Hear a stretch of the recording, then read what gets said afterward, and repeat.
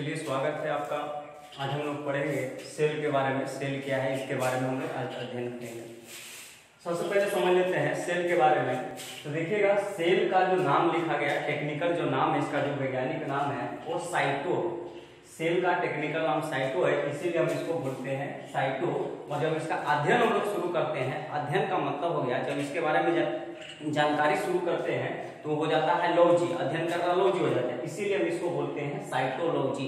यानी कोशिकाओं का अध्ययन क्या कहलाता है? साइटोलॉजी कहलाता है। नेक्स्ट हम लोग कोशिका का जो खोज किए वो रॉबर्ट हुक किए हैं 1665 ईस्वी में। रॉबर्ट हुक कोशिका का खोज, लेकिन ये खोजे तो एक मिस्टेक कर दिए थे। मिस्टेक क्या किए कि जो खोजे वो निर्जीव पर खोजना शुरू कर दिए। जब निर्जीव पर खोजे तो ये क्या हुआ, लेकिन कोई बात नहीं, खोजे तो खोजे, यही कारण हो गया कि इनका खोजकर्ता अगर पूछता है तो रॉबर्ट हुक होगा। 1665 ईस्वी में इसकी खोज की है। बाद में जीवित कोशिका पर जो खोज की है वो ल्यूवेनहॉक नामक एक वैज्ञानिक ने की है। ध्यान दीजिएगा, जो हमारा शरीर जो बॉडी बना हुआ है वो कोशिकाओं से मिलकर के बना हुआ है, जिसमें से कोशिका सिद्धांत दिए सलाइडेन एवं स्वान जो थे। कोशिका 1838-39 में सलाइडेन एवं स्वान कोशिका सिद्धांत दिए।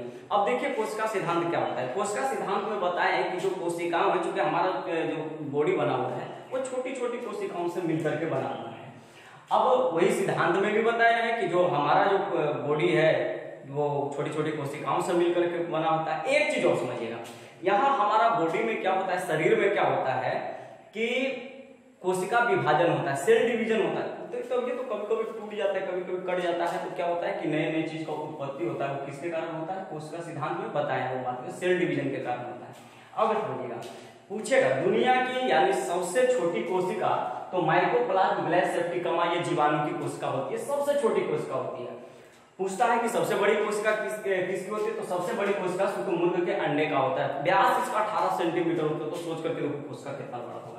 अब जब ये सारा चीज हो रहा था तो मूर्ख लोग सब गलती कर दिया। क्या उन्होंने कि पहली बार जब ये देखे थे, रॉबर्ट हुक देखे थे, तो क्या थे ना कि उसके उस समय टेक्नोलॉजी नहीं था ज्यादा, तो अच्छा से नहीं देख पाए थे। तो नहीं देख पाए कारण कि सूक्ष्मदर्शी अच्छा से नहीं था। तो उसके बाद आविष्कार हुआ इलेक्ट्रॉन सूक्ष्मदर्शी का, जिसका खोज करता है एम नॉल एवं रस्का। 1932 ईस्वी में इसका खोज हुआ। जब खोज हुआ तो में अच्छा से लोग झांक करके देखा कि क्या क्या चीज है। चलिए उसके बाद आगे समझते हैं। मानव में बड़ी जो कोशिका है, देखिए ध्यान दीजिएगा, यहाँ पर ये पूरे सबसे छोटी कोशिका अगर पूछता है तो माइकोप्लाज्म ग्लैस सेप्टिकमा जीवाणु का, अगर बोलता है बड़ी कोशिका तो शुतुरमुर्ग के अंडे का। लेकिन यहाँ पर ध्यान दीजिएगा, मानव अगर आदमी में पूछा जाए कि सबसे बड़ी कोशिका किसकी होती है तो अंडाणु की सबसे बड़ी कोशिका होती है। ठीक है, छोटी कोशिका स्पर्म, जो नर होते हैं उसके स्पर्म का सबसे छोटी कोशिका होता है। उसके बाद सबसे लंबी कोशिका तो लंबी कोशिका तंत्रिका तंत्र। तीनों में अंतर है। बड़ा बोलेगा तो ये बड़ा हो गया,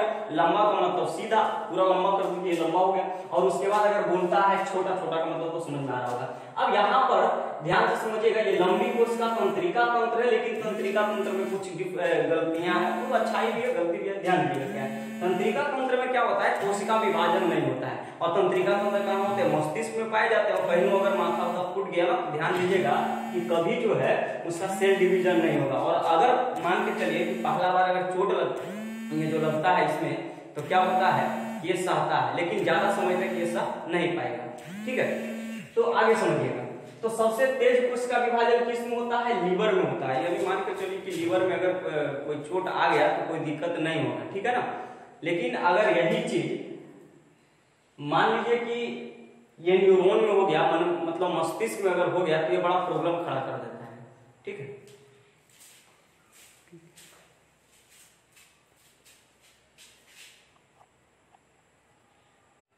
चलिए हम क्या समझा रहे थे? हम समझा रहे थे क्या कि अगर मान के चलिए यहाँ पर है तेज कोशिका विभाजन किस में होगा, सबसे फास्ट सेल डिवीजन किस में होता है? तो सबसे फास्ट सेल डिवीजन लीवर में होता है। मान लीजिए कभी कोई चाकू मार दिया ना, तो फिर ये लीवर जो है वो तुरंत क्या कर लेता है, मैनेज कर लेता है। क्यों? क्योंकि कोशिका विभाजन कर लेता है। अब कोशिका विभाजन से आपको समझ मत जाइए कि टूट जाता है, नहीं। कोशिका विभाजन का मतलब होता है कि एक और नैका को और जोड़ देगा, और जोड़ देगा, और जोड़ देगा। तो ये काम करता है, तो उसको बोलते हैं सेल डिवीजन। अगर सेल डिवीजन नहीं होगा तो कहिए कि कोई चीज नया चीज का निर्माण नहीं हो सकता, और टूट गया तो फिर जुटेगा कैसे, तो बड़ा समस्या हो सकता है। इसीलिए सेल डिवीजन होता है, कोशिका विभाजन होता है। तो सबसे तेज कोशिका विभाजन अगर पूछता है तो लीवर में होता है। और कहता है कि विभाजन रहित किसमें होता है, वह कौन सा जिसमें विभाजन नहीं होता है, कोशिका विभाजन नहीं होता है, वो न्यूरॉन मस्तिष्क में पाया जाता है, इसमें सेल डिवीजन नहीं होता है। और मान के चलिए ना कहीं माथा पर कस के अगर चोट लग जाता है, ठीक है पहला बार लगा बर्दाश्त कर लेता है, लोग और कस के लगा तो बर्दाश्त कर लेता है, मतलब हुमच का अगर लग गया और उसके बाद और अगर अंदर चला गया तो ध्यान दीजिएगा वो सेल डिवीजन नहीं कर पाता है, कारण है कि आदमी की मृत्यु हो जाती है। इसका हम कभी विस्तृत चर्चा करेंगे। अब आगे बात को समझिएगा, ये अब है कि ये कोशिका आ गया, तो कोशिका के बारे में हम लोग समझे। अब देखिएगा सबसे छोटी इकाई यूनिट है, सेल क्या है, कोशिका जो क्या है वो एक यूनिट है। जैसे कहने का मतलब है कि सबसे पहले देखिए अगर हमको रोटी बनाना है तो रोटी बनाने के लिए सबसे पहले गेहूं, सबसे छोटी इकाई गेहूं हो गया, गेहूं के बाद उसको एकदम गूंथ करके आटा बना दिए, उसके बाद क्या है उसका पानी डाल करके लई बना दिए, तो इसको थोप दीजिएगा तो फिर बन गया रोटी। उसी तरह से गेहूं, तो यहाँ पर देखिएगा सेल सबसे छोटी इकाई हो गया, उसके बाद क्या हो गया, जिस तरह से इसका आटा हो गया उसी तरह से इसका उत्तक हो गया, लई बना दिए उसी तरह से इसका अंग हो गया, और उसके बाद क्या हुआ कि लई के बाद रोटी बना दी, वही हमारा बॉडी बन गया। तो सबसे छोटी इकाई कोशिका, कोशिका के बाद बना उत्तक, उत्तक के बाद बना अंग, और अंग के बाद बना हमारा ये बॉडी। तो इस तरह से कोशिका को हम लोग बांट दिए हैं। अब हम इसको आगे समझते हैं कि इसके बारे में क्या है। चलिए वहां तक तो आप लोग समझ गए होंगे, अब हम लोग आगे देखते हैं। तो ध्यान दीजिएगा ये जो होता है कोशिका जो होता है वो दो तरह का होता है, एक वो प्रोकैरियोटिक होता है, एक वो यूकैरियोटिक होता है। तो थोड़ा थोड़ा समझ लेते हैं, इसके बारे में विस्तार में चर्चा करेंगे आज नेक्स्ट आगे वाला वीडियो में कभी। तो प्रोकैरियोटिक कोशिका होता है और एक यूकैरियोटिक कोशिका, दो तरह के कोशिका होता है, एक प्रोकैरियोटिक कोशिका होता है, एक यूकैरियोटिक कोशिका होता है। दोनों में एक छोटा सा अंतर समझिएगा कि फिलहाल में प्रोकैरियोटिक में केंद्रक नहीं होता है। अब केंद्रक क्या है, न्यूक्लियस का है, इसको हम पढ़ेंगे। और यूकैरियोटिक में केंद्रक होता है यानी न्यूक्लियस होता है। तो हम लोग में न्यूक्लियस होता है, तो न्यूक्लियस होता है तो इसका मतलब यूकैरियोटिक कोशिका। चलिए हम लोग आगे देखते हैं। अब कोशिका में, कोशिका जो है उसमें जो प्रमुख चीज है उसके बारे में पढ़ते हैं। तो सबसे पहले पढ़ना है कोशिका झिल्ली के बारे में। कोशिका झिल्ली है क्या, उससे पहले ध्यान दीजिएगा, बड़ा लंबा टॉपिक है, इसको ना धीरे धीरे करते करते हम पार्ट बाय पार्ट आपको डालेंगे, ये लंबा टॉपिक है।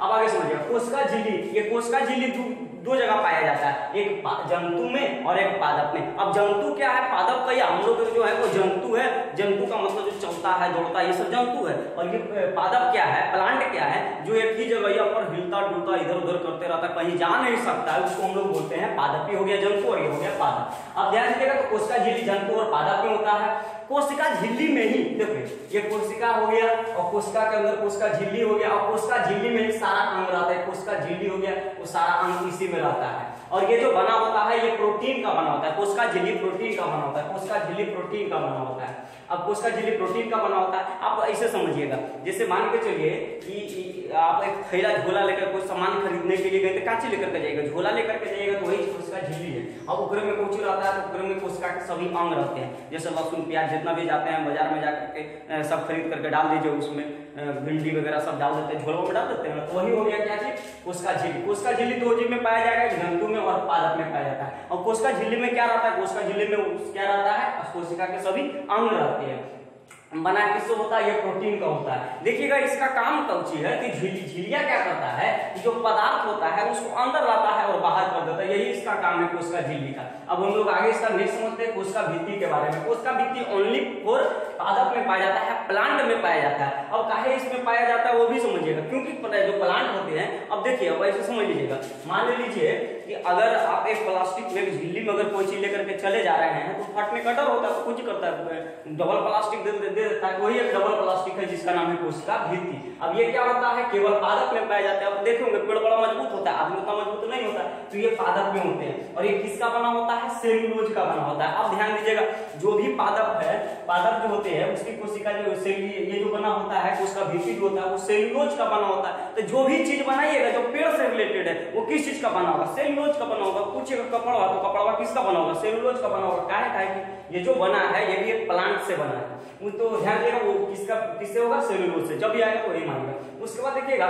इसका काम पूछिए कोशिका भित्ति करता क्या है, तो कोशिका भित्ति का काम है कि ये सुरक्षा प्रदान करता है। ठीक है, सुरक्षा प्रदान करने का मतलब क्या है कि जैसे मान के चलिए कि आपको अगर कोई अटैक करता है या तो फिर कभी कुछ हो जाता है या कहीं पर जा रहे हैं कुछ बच गए ने तो क्या करता है ना कि ये कपड़वा इससे जाकर तो हो जाएगा, लेकिन आपका शरीर का कुछ नहीं होगा। यही एक काम करता है कि सुरक्षा प्रदान करता है, सुरक्षा प्रदान करता है, ठंडा गर्मी सबसे सुरक्षा, जैसे कपड़वा की सुरक्षा प्रदान करता है। और उसके बाद आकार प्रदान करता है। आकार का है कि भित्ति है तो भित्ति है तो आकार प्रदान करेगा और ये मजबूती का काम यही करता है। अच्छा ध्यान रखिए।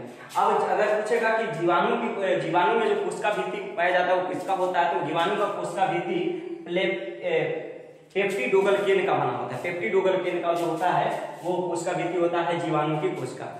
यहाँ पर तो ध्यान दे दीजिएगा कि झिल्ली जो होता है इसमें सारे अंग मौजूद रहेंगे, ठीक है, आप इसको उतार सकते हैं।